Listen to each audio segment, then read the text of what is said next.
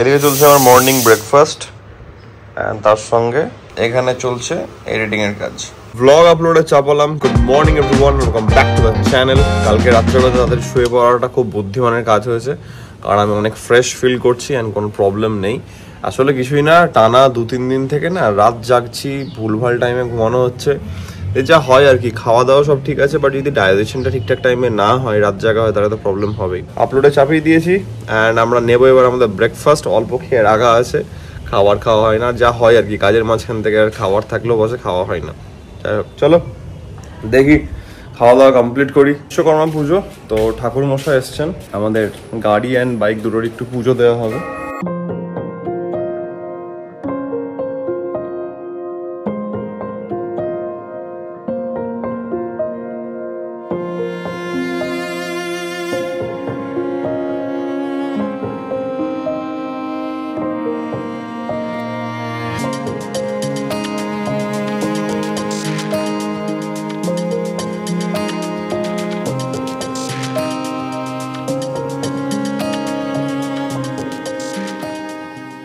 তোমার সঙ্গে তাহলে দেখা হচ্ছে একবারে বৃহস্পতিবার।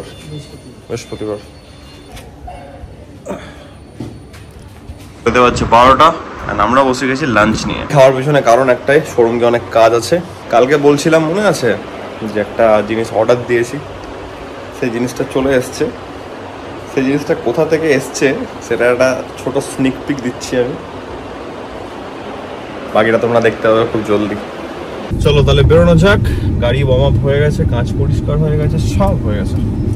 আজকে তাড়াতাড়ি শোরুম যাওয়ার পিছনে একটা বড় কারণ হচ্ছে গিয়ে দোকানের পুজো আসছে, পরশুদিন দোকানের পুজো আছে, তাই জন্য একটু পরিষ্কার পরিচ্ছন্নর কাজ আছে, তাই জন্য তাড়াতাড়ি যাওয়া। দিদি বাইরের কাজ ফাজগুলো একটু পরিষ্কার করবে, টুকটাক ভেতর বাইরে ঝুল ঝাড়া হবে, তো সব মিলিয়ে তাড়াতাড়ি যাওয়া হচ্ছে। তারপরে র্যাকগুলো একটু পরিষ্কার করবো আমি, এইসব কাজ আছে, তাই জন্য হাতে টাইম নিয়ে যাওয়াটা বেটার। তাহলে একটু এইসব কাজগুলো শান্তিভাবে একদম স্যাটিসফ্যাকশনের সঙ্গে করা যাবে। লাগিয়ে আসছে গেটটা।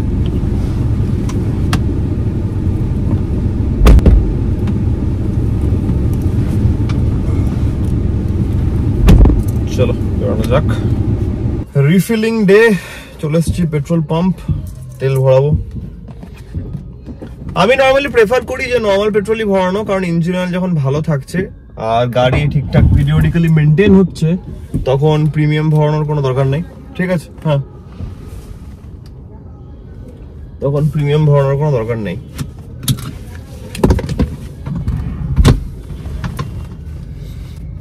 ইঞ্জিন অয়েলটা খুব বেশি ইম্পর্টেন্ট, বহুত ম্যাটার করছে ওটা।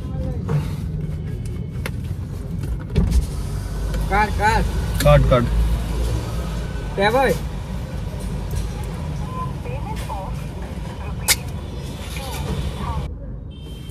হয়ে গেছে 23.8 লিটার্স। ঠিক আছে, যারা কলকাতায় গাড়ি চালাতে পারবে 4 চাকা 2 চাকা, তারা সব জায়গাতে, দুনিয়ার যে কোনো জায়গাতে গাড়ি চালাতে পারবে। কলকাতার আছে ট্রাফিক, তারপর লোকজন, যেভাবে কিছু পাবলিক আছে যারা গাড়ি চালায়, তুমি যদি গাড়ি বাঁচিয়ে চালাতে পারছো ভাই, তোমার ক্রেডিট আছে। প্রথম যখন আমি গাড়ি চালাচ্ছিলাম কলকাতায়, স্পেসিফিক্যালি বাইক চালানো শুরু করলাম, প্রথমবার আমি নিজের বাইক নিয়ে এক্সপালস 200 আমি ইএম বাইপাসে উঠেছি। আমি ভয় পেয়ে গেছিলাম লিটারালি, যে হচ্ছেটা কি। মানে সবাই দেখছি একটা সিগন্যাল থেকে আর একটা সিগন্যালে মনে হচ্ছে রেস করছে, ঠিক আছে, হচ্ছেটা কি, এটাকে গাড়ি চালানো থোড়ি বলে। তারপরে বুঝতে পারলাম না, এটাকে গাড়ি চালানো বলে। লোকে এভাবেই গাড়ি চালায় অ্যান্ড এভাবেই কলকাতায় গাড়ি চলে। আচ্ছা, তখন মনে হচ্ছে ভাই প্রথম দিন মনে হচ্ছে বাইক ধরলাম, এর আগে হয়তো কখনো বাইক চালাতেই পারতাম না, মানে এমন এখানে গাড়ি চলে। তো প্রথম চালাতে গিয়ে একটু হতচকিত মানুষ হওয়াটা খুব স্বাভাবিক। তারপরে সিগন্যাল, নো এন্ট্রি, এইসব জিনিসগুলো আস্তে আস্তে যখন হ্যাবিচুয়েটেড হলো, বুঝে গেলাম ঠিক আছে চলো, আমাদেরকে ওইভাবেই চলতে হবে, নট ওইভাবে চালাতে হবে, এভাবেই চলতে হবে। কলকাতার ট্রাফিকের গল্প আলাদাই। অ্যান্ড সব থেকে বড় ব্যাপার হচ্ছে গিয়ে কলকাতার সিগন্যাল। এখান থেকে রাইট টার্ন নিলে যেটা তুমি 5 মিনিটে পৌঁছে যাবে, সেখানে তুমি রাইট টার্ন পাবে না, তোমাকে সামনে থেকে 10 কিলোমিটার ঘুরে আসতে হবে, তবে তুমি হয়তো একটা ইউটার্ন পেতে পারো, যে তুমি ঘুরে এসে ইউটার্ন নিয়ে এসে তুমি তারপর আবার রাইট টার্ন নেবে। এই হচ্ছে ব্যাপার স্যাপার, খুব হাস্যকর, খুবই হাস্যকর। যাই হোক, কিছু বলার নেই এগুলোতে।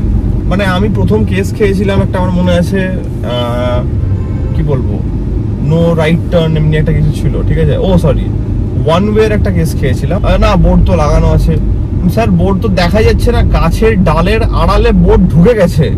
এটা বলছি আমি তোমাদেরকে ইয়ের দিককার ঘটনা, রবীন্দ্র সদনের দিকে। কি অবস্থা! এইসব ব্যাপার, এইসব এক্সপিরিয়েন্স হতে হতে একটা আইডিয়া হয়ে যায় যে কিভাবে কলকাতায় লোকজন চলাফেরা করে। তাই এখন পেট্রোল পাম্প থেকে গাড়ি বার করতে গিয়ে আমার মনে হচ্ছিল যে আস্তে আস্তে গাড়ির মুখটাকে বার করছি, নিয়ে রাইট টার্ন নেবো। ওটাই হচ্ছে ব্যাপার। একটু তুমি যদি ভাবো যে না, ডান দিকে চাপড়ে ভাই, তুমি যদি ভাবো যে এখন লোক দাঁড়াবে তোমার জন্য, এটা এক্সপেক্ট করো না, কেউ দাঁড়াবে না। তোমাকে লোকজনকে বোঝাতে হবে যে ভাই আমি বেরোবো, আমি ডান দিক নেবো, তোমরা দাঁড়াও, তবেই তুমি বেরোতে পারবে, না তুমি বেরোতে পারবে না। আজকে তো সুপ্রিম কোর্টের লাইভ হিয়ারিং চলছিল, খেতে খেতে কিছুটা দেখলাম। জানি না লাস্ট অব্দি আপডেট কি হচ্ছে, দেখতে হবে পরে। ঠাকুর করে একটা ভালো কিছু হলে হয়, ভালো কিছু মানে অ্যাটলিস্ট এই হিয়ারিং থেকে একটা ভালো কিছু যদি শুনতে পাওয়া যায়, দেখা যাক। আর আমার ট্রাইপডটা মাঝখান থেকে ঠিকঠাক লেগেছে, কিন্তু ও ব্যাটা কি হয়েছে, নড়ছে, মানে অ্যাকচুয়ালি ঠিকভাবে লাগেনি। পজিশনটা ঠিক আছে, কিন্তু ওর নিচের ফাউন্ডেশনটা একটু হালকা হয়ে গেছে আজকে। সিটটাকে একটু টানতে হতো, বাট আমি টানিনি, ঠিক আছে, পড়ে তো যাচ্ছে না, কোনো ব্যাপার নেই। চলছে এখন ঝাড়াঝাড়ির কাজ, একটা সাইড হলো, এদিকে দিদি কাজ করছে কিছু ঝুল ঝাড়ার, আর বাকিগুলো চলছে এখন। দিদি আজকে এত তাড়াতাড়ি এলাম, তোমার কি বক্তব্য? ভালো হয়েছে, এই জন্যই তো আসতে বলেছেন না আমি। আমি জাস্ট এই একটা কমপ্লিট করলাম, এই একটা হবে, তারপর আবার ওদিকে ওই দুটো হবে। বাপ রে বাপ, সব কমপ্লিট হলো, পুরো রিসেপশন কমপ্লিট, এইদিকে সব কমপ্লিট, দেখে বুঝতে পারা যাচ্ছে আই গেস, পুরো চকচক করছে দেখো। তারপরে এই দিকগুলো কমপ্লিট, এই র্যাকগুলো, এই র্যাক কমপ্লিট, এগুলোও সব কমপ্লিট, সব ডান। তো ফাইনালি তাড়াতাড়ি আসার অনেক লাভ হলো, সব কাজগুলো কমপ্লিট করে দিলাম, হয়ে গেল। এবার আর কোনো ঝামেলা নাই। এটা পরিষ্কার করার একটা বড় ব্যাপার থাকে, তো 1-2 দিন আগে হয়ে থাকলে একটু সুবিধে সেটা। এবার ঠাকুর পুজো করতে হবে, ঠাকুরকে ভোগ দিতে হবে, হ্যাঁ আমরা আমাদের কাজ নিয়ে বসবো। বাড়ি পৌঁছে গেছি, এখন আমাদের ডিনার করা হবে। কালকে সবাই আসছে, সেটার জন্য আমরা খুব এক্সাইটেড। বাড়ি ভর্তি লোক কালকে। মাম রান্না করে নিয়েছে, আমার টিম। মামের আজকে মঙ্গলবার, তো মাম খাবে ভেজ, তো মাম ওই চিলা টাইপের করেছে। অ্যান্ড আমরা এখন ডিনার করতে বসবো। ডিনারটা করে নিই, তারপর আমাকে এডিটিং নিয়ে বসতে হবে একটু। বুঝলে মাম, কালকে না অম্বল যেটা হয়েছিল, একটা কমেন্টও দেখলাম আমি, ওটা কেন হয়েছিল তুমি জানো? মিক্সড ফ্রুট খেয়েছিলাম সেদিন, তাই সব ফল একসঙ্গে, কিছু মিষ্টি কিছু টক, ওটার জন্য হয়তো অম্বলটা হয়েছিল। এখন দেখো পরে কিন্তু ঠিক হয়ে গেল, বাড়াবাড়ি কিন্তু হয়নি। এটা মিক্সড ফ্রুটের জন্য হয়তো হয়েছিল, এটা কিন্তু হতে পারে একটা।